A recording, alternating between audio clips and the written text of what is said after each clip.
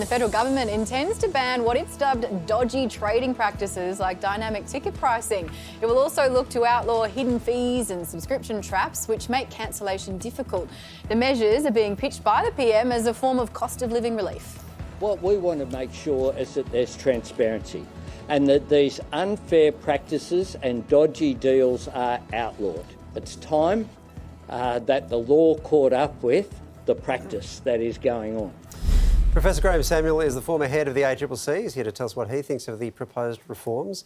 Graeme, words like dodgy, I mean, it's not a legal term, is it? It can kind of mean anything in this context. What types of things would be banned under legislation like this? Look, we all know we go and buy something online and then they get to the end and they say delivery charge $6.90 or $8 or $10, or there's a ticket charge at the end that says, ticketing charge $7.50, whatever it might be. They're the sort of things that, frankly, I'd like to see put up front so that if the price of a ticket to go to a concert is $200 plus $15 charges, the real price of the ticket is $215. It ought to be up there up front instead of just advertising it as $200. But we should remember that consumers do have the right to opt out and to stop proceeding with the purchase, providing it's there. Where I have concern is what is described as hidden charges. That is, you don't really know.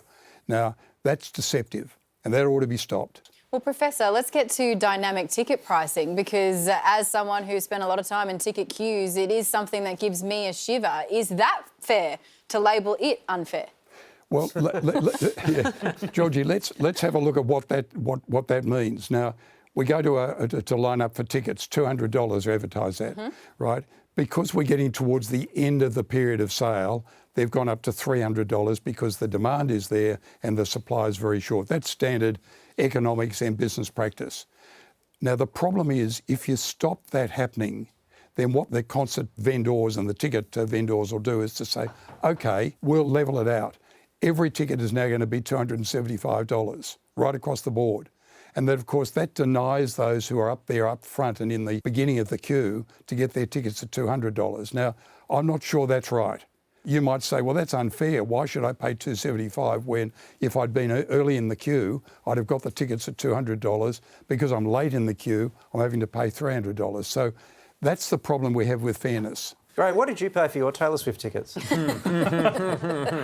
Yeah. So look, these are. I won't respond because I don't buy too many concert tickets. I actually subscribe, and I do it sort of up front to get the discount. So that's the. But see, if I do that, I'm being not smart. I'm just being astute and clever. And so there is this issue of consumer apathy, if you like. If consumers don't really care, then they've got to pay the cost of not caring.